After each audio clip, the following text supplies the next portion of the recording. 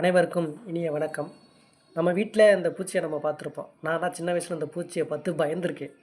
அந்த காலில் ரம்ப மாதிரி இருக்குது பாருங்க. அதுதான் மற்ற பூச்சிகளை தாக்குறதுக்கு பயன்படுது.